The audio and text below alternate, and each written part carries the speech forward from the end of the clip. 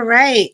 Greetings, everyone. Grand Rising. Good day. I hope you all are holistically well today. Give me just one moment. I'm sharing something really quickly. Making sure everybody can get on. Right. So, good day. My name is Angelina.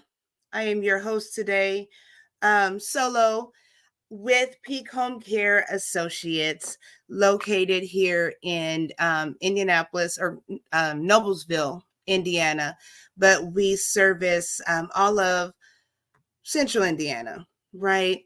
So I am here in partnership with Peak Home Care Associates. So Edith, our CEO and founder, is not available today. She is out doing the work. So Edith is our founder and CEO, but she is also, if I'm looking down, I'm trying to get this algorithm together. She is also in school for family therapy. Okay. So she's not here today. Shout out to Letitia Brown, who is amazing, always amazing, brought me into Peak Home Care Associates, amazing QMA, which is a qualified medical assistant. She does marketing, she does management, she does HR, she does amazing things. And shout out to the whole team with Peak Home Care Associates that are out doing the work. We have so many hats that we wear here with Peak in life, right? Grand Rising, Queen Kathy B, thank you for tuning in as always. You all please do me a favor and like and share whether you watch live or on replay. That'd be so awesome. So we're going to get into this conversation and we're talking about grief. Okay. So again, Peak Home Care is a home care agency, and we provide home care services for seniors in our community, for those living and dealing with developmental disabilities. So you all make sure you check out, I'm going to put the banner down here. Make sure you all check out our website that is down below now if you need those services. Again, please like and share because you never know. I've had so many people come from all over the United States to facilities that I've worked at. So you never know who you can touch. So that is so greatly appreciated. So like I said, today we are talking about the topic is titled Good Grief, Dealing and Healing in Holiday Grief. Why are we talking about this? A lot of people deal with grievances, emotional displacement, especially during the holidays when it comes to reflecting on lost loved ones, any sort of loss. And we're going to talk about that here briefly. So make sure you all look at the information down below for Peak Home Care because I do certainly represent Peak Home Care Associates.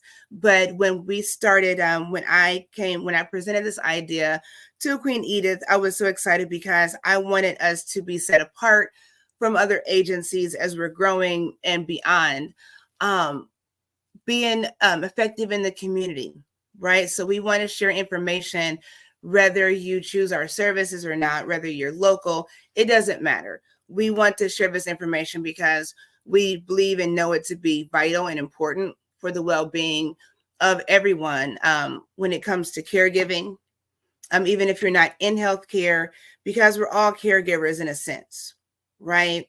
If you think about that, caregiving means giving care.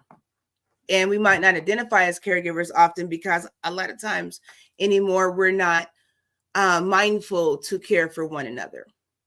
Okay, it doesn't have to be someone in the senior community or someone that is disabled, or it doesn't matter. We have to get back to the heart and the art of caring. Okay, so that's why we have these conversations. So just keep in mind that, looking at my phone, I'm sorry.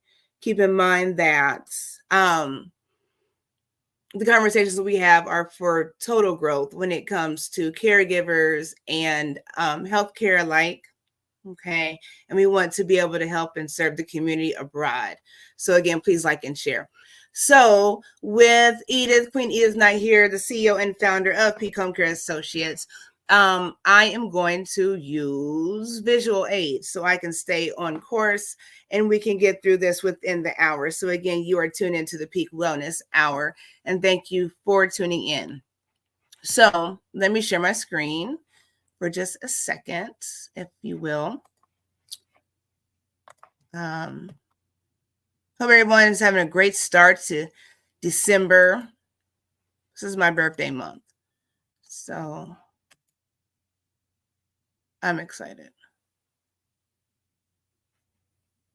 Hang on. Okay, give me just a second. I have too many tabs open. My apologies. Let's see if we have it now. Okay. I think we have it. I like doing visual aids because it's just easier. I don't know. I just won't pull up. I'll tell you what. I'm so sorry, you all. Here we go. There it is. Found it. Ha. Okay. So found it. So let me readjust my screen because I want you all to be able to see this. So give me just one moment. Okay. Let's see. That looks good. Okay. So topic again is good grief, dealing and healing in holiday grief. So again, it's December 2nd. We are moving into the Christmas holiday season. For those of you who celebrate it, and even if you don't celebrate Christmas, Kwanzaa, what else is it? What else? Whatever it is. Hanukkah, whatever you celebrate, it is still a magical time. It is something so serene. And I am not a winter fan. Like I said, I am a winter baby. I am not a winter fan, but there's something, there's an essence that comes with the winter season, right? And everything, there's a season for everything, right? So, yes, we're going to look at that. And we're going to evaluate how, especially during this time of year, we reflect heavy. A lot of us reflect heavy on our losses and regrets, right? How many of you can relate to that? Please feel free to put that in the chat if you can relate to that. Most of us have experienced some sort of loss, whether it's a loved one of any sort, friend or loved one, a pet, a job, a relationship, whether it's a marriage or a friendship, all sorts of things, So we're going to look at this in a broader spectrum and definitely focus on healing as a caregiver, again, whether you're a family member or a healthcare provider. But we're going to look at this in multiple aspects, all right? So it's going to be a positive outlook during holiday reflections of loved ones transitioned. So, and transition can mean a lot of different things. Like I said, we're going to talk about that and break that down. So, what is grief? Okay. Grief is the anguish experienced after significant loss, usually the death of a beloved person. Okay. So the anguish says the anguish experienced after significant loss. So anguish is severe mental or physical pain or suffering. So the term grieve means to feel or express intense grief, mental or emotional suffering or distress caused by loss or regret. Okay. So grief can often include physiological distress, how it weighs on our body, manifested from within, separation anxiety. We're going to get into that. Confusion, yearning, obsessive dwelling on the past. We're going to talk about obsessiveness with dwelling when it comes to healing and moving forward. And then apprehension about the future. So these things are very important to reflect on. So again, when you look at grief, when we look at loss, especially this time of year. How does it impact us? And a lot of us don't think about the idiosyncrasies of these things, and that's why we're going to break it down. I don't know if you're going to see my face. Okay. Can you see my face? Kind of. Okay. So let's keep going. We're not going to be here long, ladies and gentlemen. And feel free to put in the chat your own experiences, and I'm going to share some experiences with you all as well. Okay. So grief, 5 stages of grief. And before we go forward, I'm going to say this. Note that not everyone experiences every stage of the grieving process, and there is no particular order in which any stage is experienced by any individual. Okay. And when it says experiences every stage of the grieving process. So grieving is a process. Okay.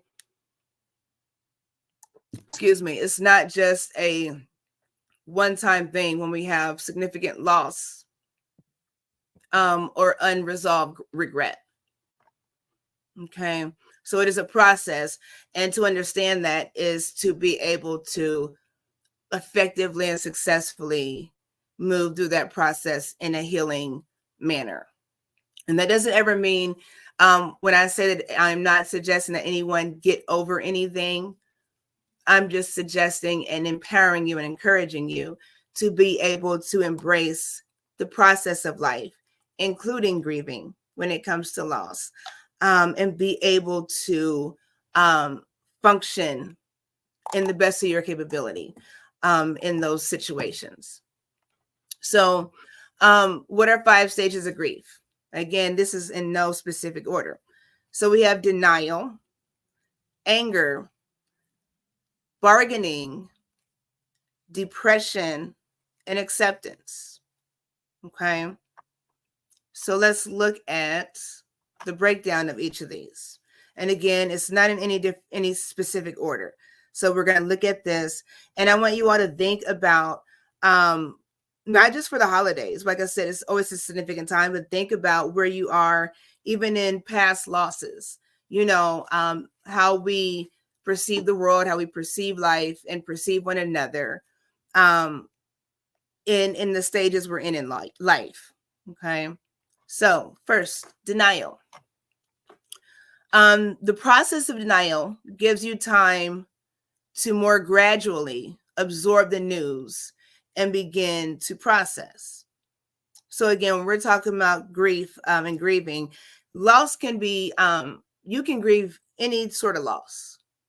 Okay, not just a parent or a spouse. Some of us have to grieve the loss of our children, right? Close friend. How about losing your independence as we get older? Losing the home that you raised your family in. Losing driving privileges. Losing your memory. Right?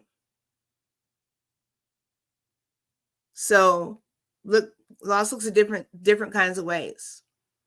Losing a spouse through divorce. How many of us have been caregivers for our parents and it's cost us a marriage, right?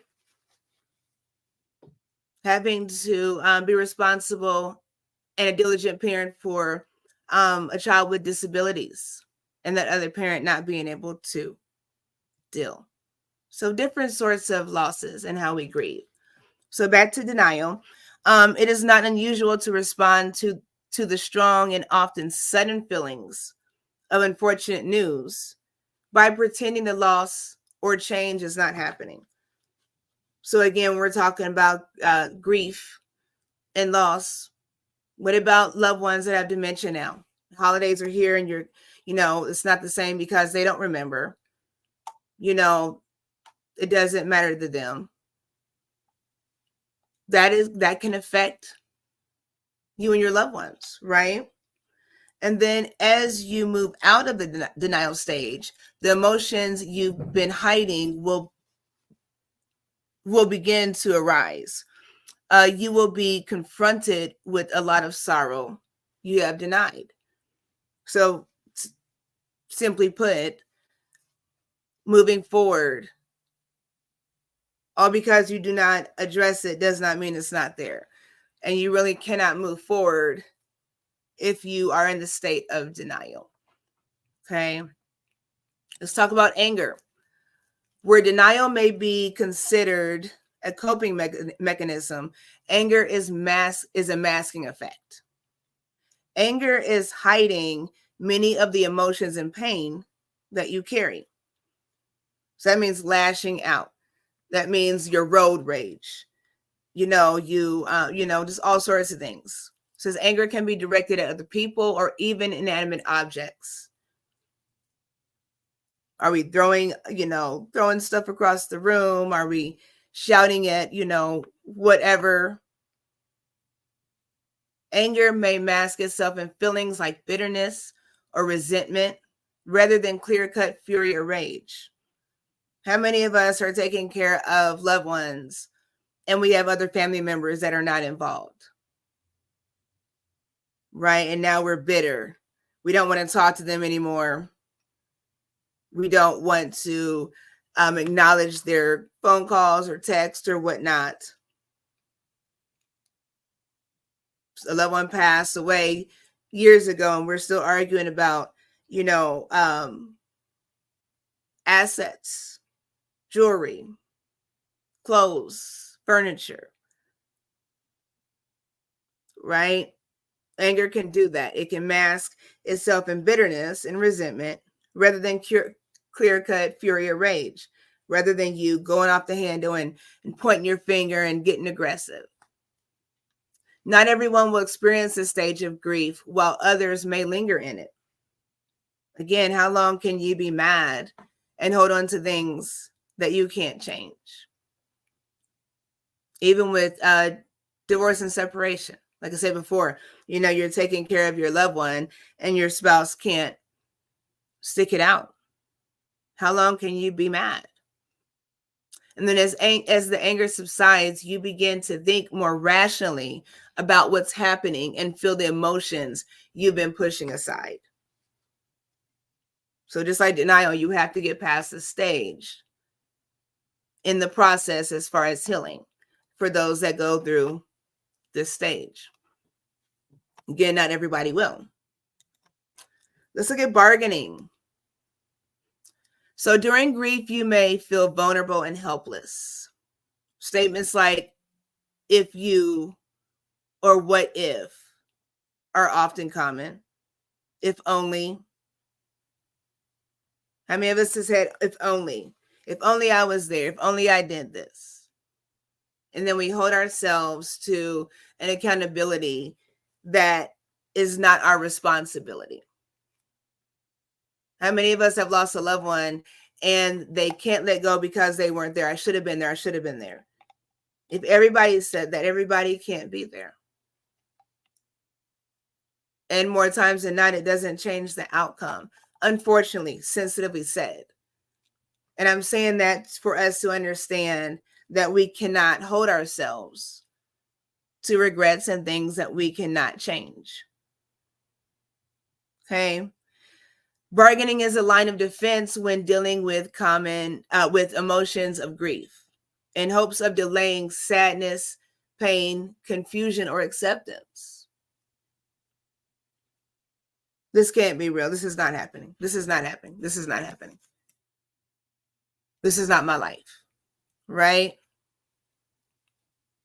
Because you're confused how you got to this point, how your loved ones got to this point, right? And it's difficult to accept. Changes in life can be very difficult to accept, especially when they do not appear to be in our favor. Can we all agree? It's common to look for ways to regain control or to want to feel like you can impact the outcome of a situation. How many of us start planning things and getting involved and interceding and intercepting, trying to do everything we can, scattering around with little to no clue on the next move. And again, that's why we have these conversations here for the Peak Wellness Hour every Saturday at 10 a.m. Eastern Standard Time, because a lot of us are scrambling around, lost, confused, and needing support and guidance and assistance. Okay. And my last part of bargaining, religious individuals may try to bargain with God or their higher power in return for hopes of relief from the pain or grief. So really quickly, story to tell you all real quick. So I remember I had a loved one, her father, and not through blood, but she's still family. I was younger. I grew up in church. Her father was in the hospital. I did not know him very well. He did not have a record of living the healthiest lifestyle, but that's neither here nor there, right? Because we're humans. And so who's to say?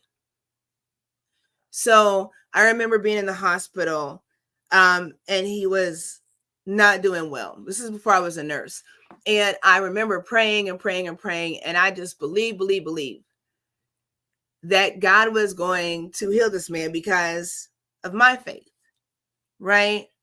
And when that didn't happen, when he died hours later, I was so confused. I was so angry with God. I was beside myself. And I felt powerless. I felt like I had no control, especially with my religious upbringing, right? It made me question myself, God, to be honest, and a lot of things. And I had such a difficult time for a long time being accepting of death being a part of life, which we all know it is, right? I'll give you whatever you want right now. If you can tell me if anyone knows any other way than death to get out of this world, please tell me. But for me, it was very difficult to accept that and be okay with it. Just like when I say accept, be at peace with it. Okay. And go with the flow with it. So we have to be realistic with these things. And even when I started doing nursing, I remember doing my clinicals, and I did a hospice rotation for my nursing clinicals. And I was so afraid, my perception of death and everything, I went in with a state of depression ahead of time. And it was not, I was at a hospice house, and it was not as it seemed. But I still, after that, was not something I wanted to be a part of in nursing. But ironically, I wound up going from long-term care to hospice nursing. And to this day, I can tell you, I never recall filling out that job application because I had a job. I wasn't looking for a job, but I jumped on the opportunity to do something different.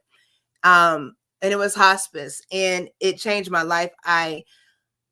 It changed my life. And it is something so special about that line of nursing, that line of healthcare. For me, it's something so sacred. And during that process, when I was doing that, my grandfather was actually in a facility fighting for his life, where he unfortunately lost the battle to cancer. And it was a very difficult process for me, but I had to go through that process. Okay. So let's move on. I want to share that story with you all. So again, feel free to share your thoughts and stories. Good morning, Queen Mother. Thank you for tuning in. Thank you all for tuning in. Please like and share. We're almost done with this, you all. So let's move on to depression. Okay. So depression can be, this is a quiet stage of grief, right? A lot of times people don't want to say I'm depressed. Nobody wants to say that. For a lot of us, it is perceived in our own minds as a sign of weakness or vulnerability, or a lack of strength, or a lack of healing, or a lack of survival. See how many ways we can put that to cope and not share and not be open to heal? You may be at the point of your grieving where you are able to embrace and work through your emotions in a healthier manner with depression. And that's always good, because you do not want to stay stuck in that, being depressed and oppressed and suppressed is not good unless you are under pressure and you come out like a diamond in the rough. Anytime you're depressed or oppressed or suppressed and you realize that, and you look toward healing and seeking positive change, you can certainly come out like that diamond that has been pressed, right? So we don't have to stay there. So this is a stage where you can embrace these different stages that you've gone through in whatever order, and be able to work through them. So this stage can be unpredictable and overwhelming, leaving you feeling heavy and clouded and confused. And that's okay. Again, human nature, right? Experiencing depression and being depressed are two different things. We can all feel down and then the dumps and low as far as feeling depression, but being depressed is a state of mind. It's a state of being. Okay. And it is really unhealthy because it manifests in all other areas of our life. It messes with our mental, the way we think, the way we concentrate, the way we focus, our spiritual, being angry, being unbalanced, being ill in our bodies when it comes to physical. Okay. Can affect our finances. We're missing work. We're losing jobs. We're not paying bills. We're not taking care of family. So when feeling stuck and unable to heal in your own way, from your grieving experience, seeking outside professional support for a healthy mental balance may be necessary. And there is nothing wrong with that. We have to stop thinking, and I like to use mental balance or mental well-being, because when we hear mental illness, it's an automatic turnoff. But if you identify with having a mental illness, don't you want mental well-being and mental balance? Right? So we have to change how we think about things. Okay? Don't be afraid to reach out and get the support that you need. Because it's not just about you. A lot of times we go through and we don't want to talk to anyone. But if you lose someone, if you have 50 people that lose the same person, and everyone's going through in their own way, and no one talks about it, do you think that no one else feels that hurt and that pain? And everyone's feelings, emotions, and thought processes are different. Everyone's perspectives are different, right? So, but it doesn't mean that you can't talk about those things. And you never know who you can reach out to and make a difference to. So communication is definitely important when you are going through loss of any sort. Okay. And so then with acceptance, this stage is not necessarily a happy or uplifting point in the grieving process. It does mean that you moved on from your grieving. It does not mean you moved on from your grieving experience, but that you have accepted it and have a healthy understanding of what it means for your life now. Remember that in acceptance, it is all right to have good days and not so good days. I didn't say good days and bad days. As long as you're trying and you're pushing on, it's a win, right? And a lot of times, they're not so good days, but they don't have to be bad days. So when you hear people say, and I know it's frustrating, and a lot of times it may sound insensitive, you have to get over it. You have to move on. You have to live your life. And when people are where they are, sometimes that can be offensive. So it's all in how you say things, right? How many of us are dealing with spouses that have ailments, taking care of our spouses? I know people, I've taken care of people that are married that don't have any children and don't really have any family. I know people that live in facilities that have a third party as their power of attorney. When I say third party, like court appointed, or a caregiver that they've hired, or a neighbor, because they don't have family. So what happens when you have a couple that doesn't have children or family and they lose that spouse, or that spouse is ill, maybe with dementia, whatever is going on, right? You can't tell someone how to grieve, but accepting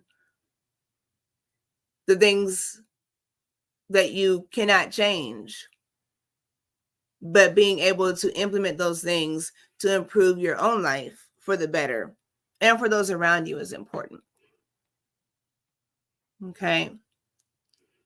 So, let's look at some solutions to the holiday grief, dealing and healing in holiday grief. And we're almost done. Where are we at on time? Let me see. Oh, we're good on time. So, some solutions. Turning your grief into goodness for the holiday season. Okay. What I want to express to you all, first of all, is that your feelings and your emotions are your own. And you should never expect anyone to fully understand what you're going through in a time of loss or transition in life. And again, this does not always mean, we're not just talking about death. When you have loved ones that are, your senior loved ones are moving in with you. Your children are moving out. Right? Again, you lose your family home, all sorts of things. So I want to encourage you all, in your time of sadness, reflection, to kind of shift your mindset. I'm going to give you some thoughts and ideas on how to get through this holiday if you're dealing with grief. This coffee's cold. Okay, so few things. First of all, celebrate the good memories of the loved ones, relationships, and priceless possessions you no longer have in your life. So, again, this does not necessarily mean in death. What happens when you do, you do have to sell your parents' home that you grew up in. You can't afford to buy it, onwards foreclosed because of illness and, bills stacking up, financial things. You can't change it. I know for me, my queen grandmother, both my grandmothers, I have 3 actually. I'm so grateful. And right now I've had the pleasure of dedicating my time like I've never before with my 3rd grandmother. It's not an order, but anyways, and that's just my family dynamics. But losing my paternal grandmother first, my father, my family owns that property. So when I go over there, everything that I ever knew growing up in that house is still there. from the California raisins to the little Tonka truck, everything. My grandmother kept all of our pictures, our baby pictures, our children's pic, that's priceless. Now, my maternal mother, I spent my life, my childhood over there, off of Hoover Road here in Indianapolis, Indiana. And she sold that years ago. And to this day, my sister and I, we talked about getting that house back. And I know my sister's not playing. When my grandmother passed away, it's crazy because she had a 1-bedroom apartment in a senior community. And between my mother, my sister, and I, our whole house is my grandmother. These are priceless possessions. I'm upstairs now in my office. My grandmother's couches, her sofa's here. It is covered with a blanket. I have a dog. I don't want anybody, not my dog, not my children, sitting on, looking at, doing anything with my grandmother's sofa. That's where I sat countless of times over there. And that's difficult. But I'm learning to go through the process, right? So we have to do that. When I talked about relationships, when taking care of loved ones, same thing with my grandmother, even my great grandmother. I am not a fan, and I support the good deeds that any honest and diligent senior care facility is doing. But healthcare is so overwhelming anymore. And there's such a need, there's such a shortage. Even as a nurse, even if I worked in a facility, the best facility, I would move heaven and earth and even hell before I would choose to put my loved ones in a facility unless I necessarily had to. And I'm not saying anything negative about anyone. We all had to make the best decisions, and we had to be realistic about things, right? And so for me saying that was my reality, but in full, maybe it's not realistic the way my house is set up, but I would have done that. And I'm so grateful for my husband, my king.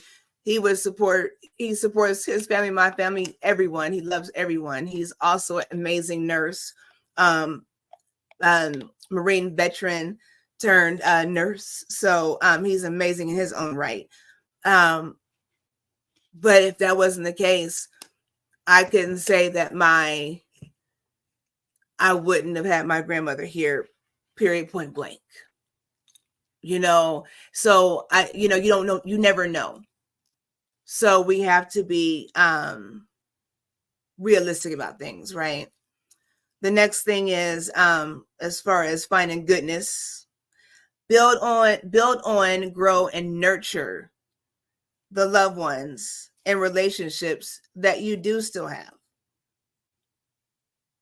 So, for instance, if you're not talking to your sibling because you think that somebody left you a diamond necklace, or, the family, wedding ring, whatever it is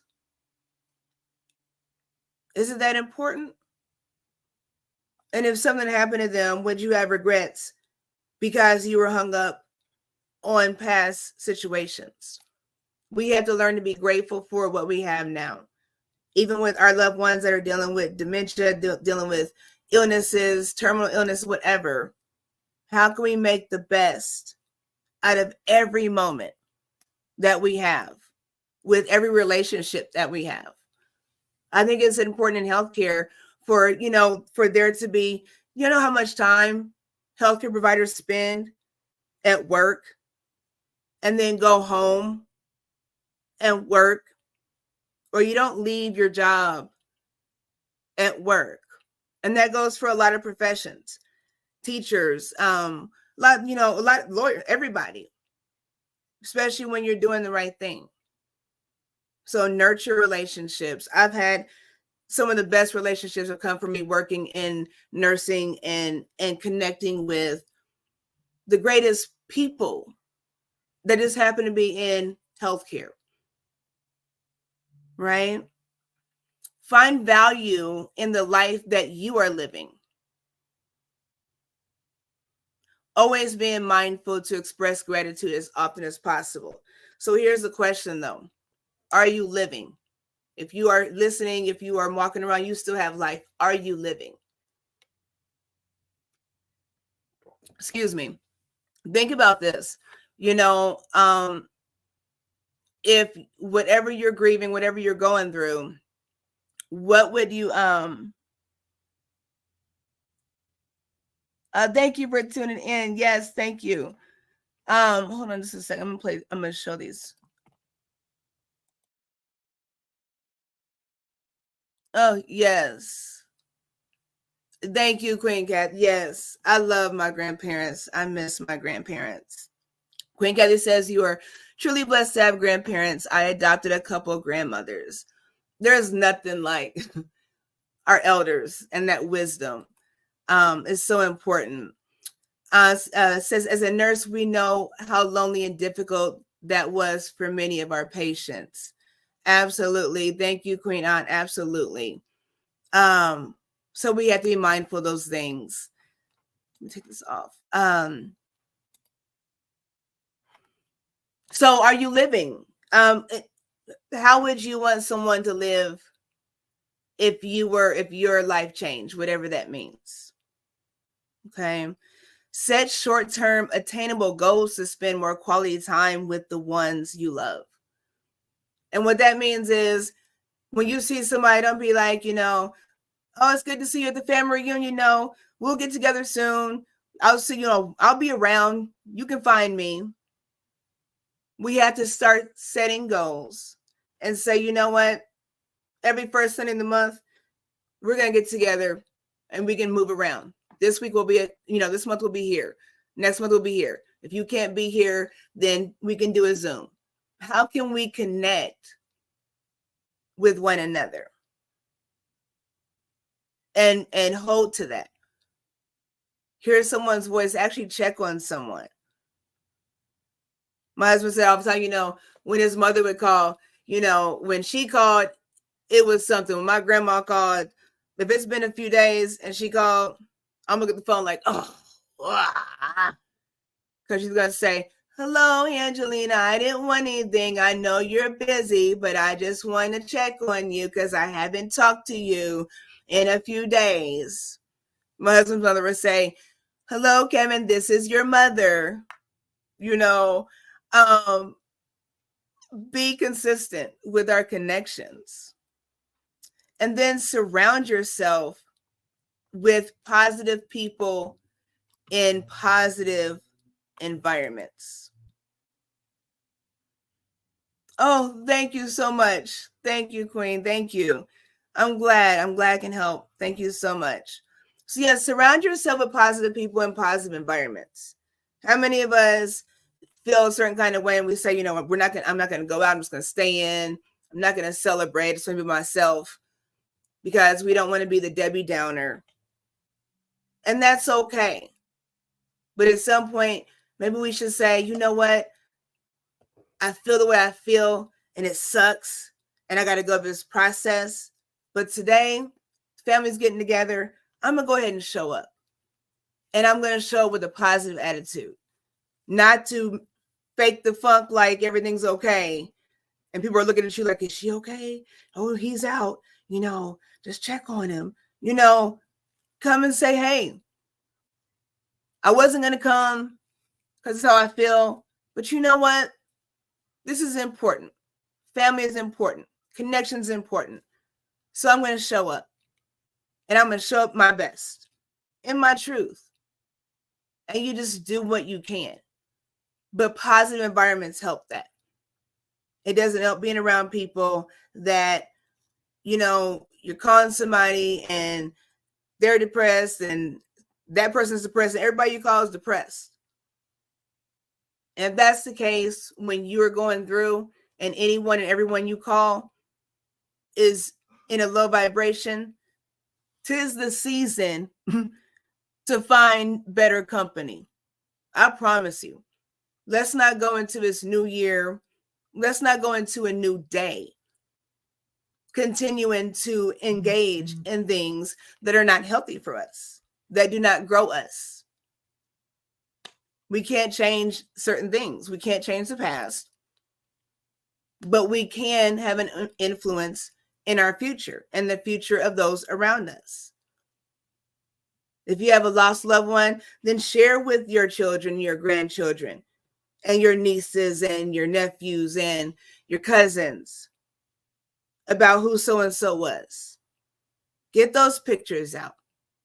Make it make a difference. Right?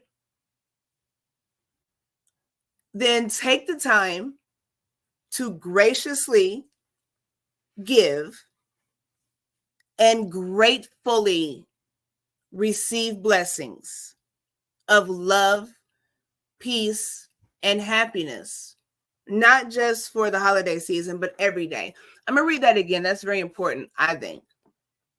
Take the time, take hold of the time to graciously give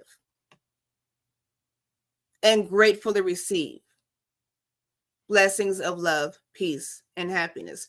I tell you all what, it does not cost anything to smile, to be kind, to say a pleasant word or a greeting, right? Because when we are ill in our emotions and our spirits and our mindset and our bodies, we lack things to give. And all it takes sometimes is a word to change your circumstance. Okay, so graciously give of yourself. Be present in life. Show others that life still matters, even in the transition of life happening, however that may be. And then receive the love from others. Receive that peace. Okay. Prioritize your well-being daily with the expectation to experience your best day yet in every moment. So like I said, you have good days and then you have not so good days. Experience life in the moment. Take it one day at a time, one moment at a time, but prioritize your well-being. If you're frustrated, you're stressed out, you're overwhelmed in your emotions and your thoughts in your body, learn to say no. Learn to say no to all those negative things, but learn to say yes to you. And saying yes to you means making meaningful connections. Saying yes to you and no to others' choices for your life doesn't mean that you isolate yourself. It does mean you prioritize yourself. And that is part of the process of healing. And then express your feelings and emotions through daily journaling for personal healing. Again, if you are in need of further support when it comes to mental well-being and balance, then seek that. Definitely seek that. We're in a time of transition where people are so uncertain of things. They're uncertain of themselves.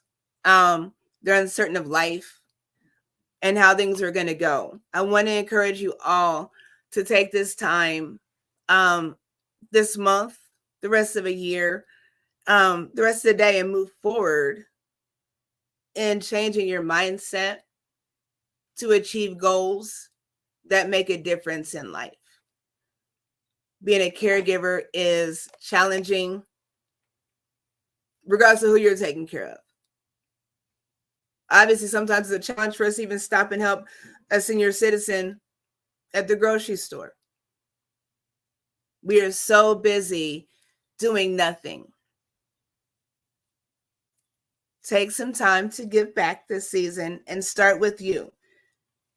Give yourself the gift of peace, of forgiveness, of acceptance, and whatever you're doing in life.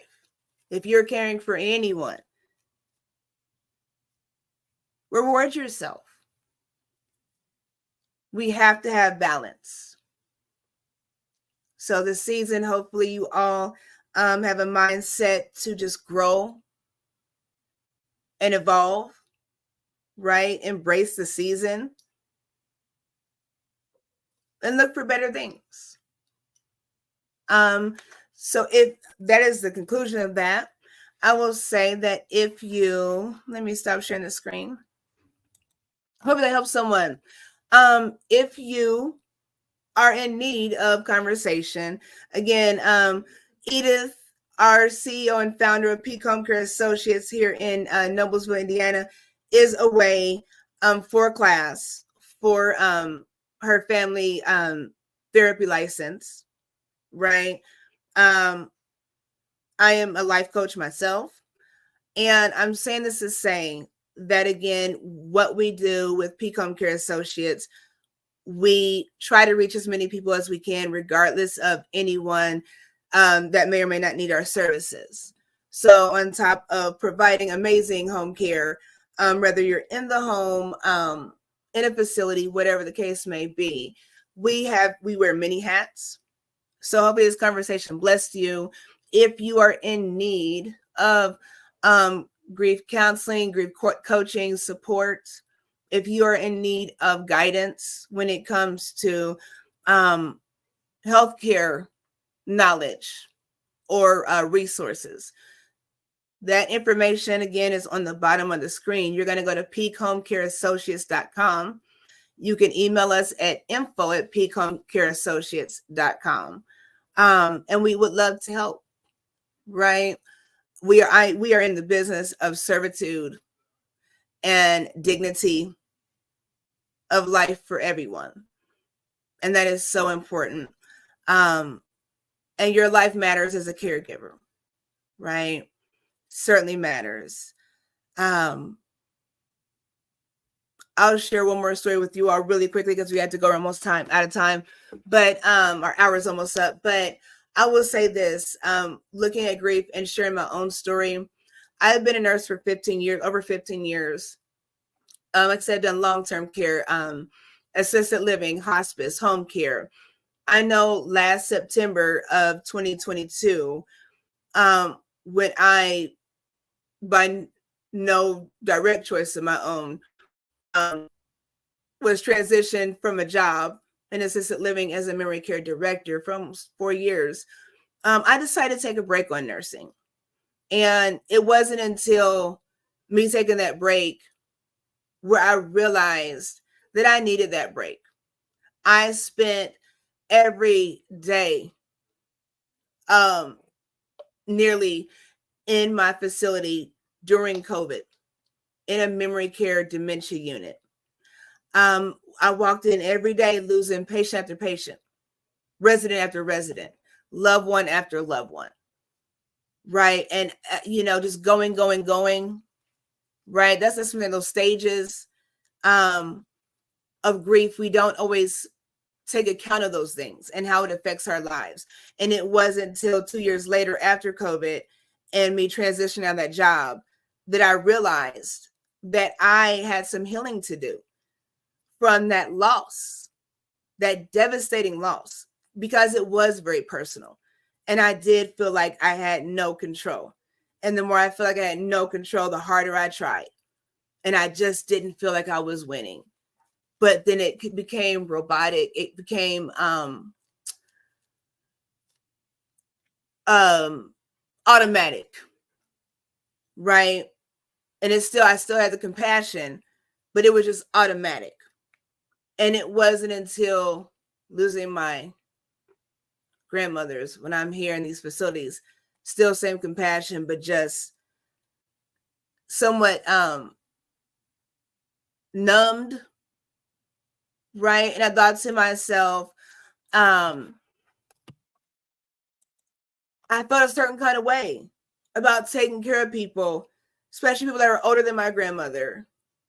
And I felt like my grandmother was the best. Like, the best of the best, you know? So how is it that she's not here? And all these people are here.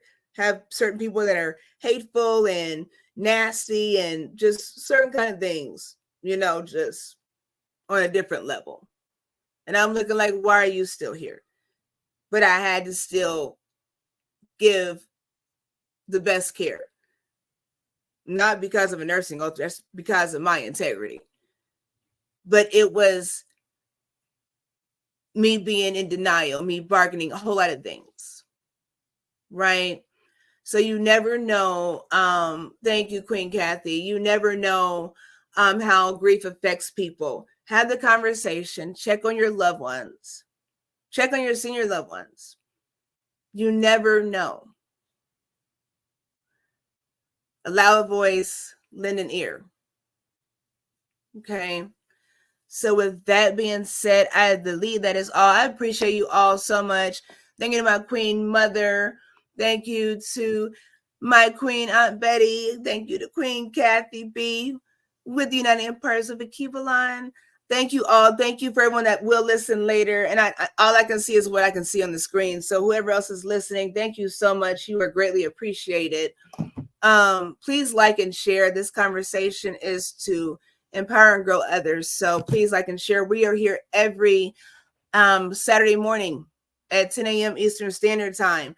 So I believe Queen Edith will be back with us next Saturday.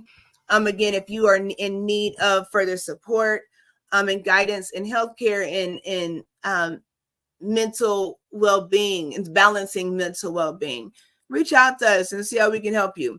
We do all kinds of things. So yeah, we are here for you. We appreciate you. Thank you for spending time with us. And until next time, peace, love, and blessings. Take care of yourselves. Take care of one another. And don't forget to like and share. Till next time. Peace.